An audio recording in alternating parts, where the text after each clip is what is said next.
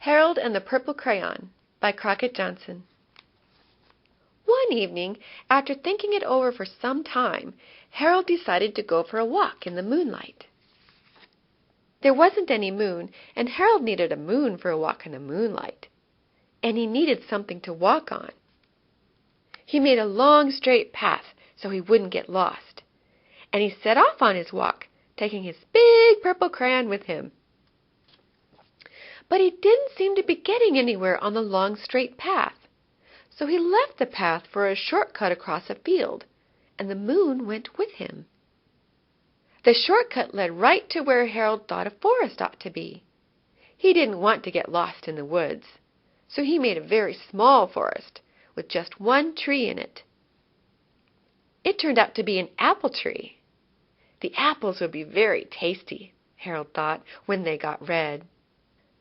So he put a frightening dragon under the tree to guard the apples. It was a terribly frightening dragon. It even frightened Harold. He backed away. His hand holding the purple crayon shook. Suddenly he realized what was happening, but by then Harold was over his head in an ocean. He came up thinking fast, and in no time he was climbing aboard a trim little boat. He quickly set sail, and the moon sailed along with him. After he had sailed long enough, Harold made land without much trouble. He stepped ashore on the beach, wondering where he was. The sandy beach reminded Harold of picnics, and the thought of picnics made him hungry. So he laid out a nice, simple picnic lunch. There was nothing but pie! But there were all 9 kinds of pie that Harold liked best. When Harold finished his picnic, there was quite a lot left. He hated to see so much delicious pie go to waste. So Harold left a very hungry moose and a deserving porcupine to finish it up. And off he went, looking for a hill to climb, to see where he was. Harold knew that the higher up he went, the farther he could see, so he decided to make a hill into a mountain. If he went high enough, he thought, he could see the windows of his bedroom. He was tired, and he felt he ought to be getting to bed. He hoped he could see his bedroom window from the top of the mountain. But as he looked down over the other side, he slipped, and there wasn't any other side of the mountain. He was falling in thin air. But luckily, he kept his wits and his purple crayon.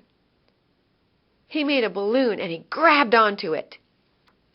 And he made a basket under the balloon big enough to stand in. He had a fine view from the balloon, but he couldn't see his window. He couldn't even see a house. So he made a house with windows, and he landed the balloon on the grass in the front yard. None of the windows was his window. He tried to think where his window ought to be. He made some more windows. He made a big building full of windows. He made lots of buildings full of windows. But none of the windows was his window. He couldn't think where it might be. He decided to ask a policeman. The policeman pointed the way Harold was going anyway, but Harold thanked him. And he walked along with the moon, wishing he was in his room and in bed. Then suddenly Harold remembered. He remembered where his bedroom window was when there was a moon. It was always right around the moon. And then Harold made his bed. He got in it, and he drew up the covers. The purple crayon dropped on the floor, and Harold dropped off to sleep. The end.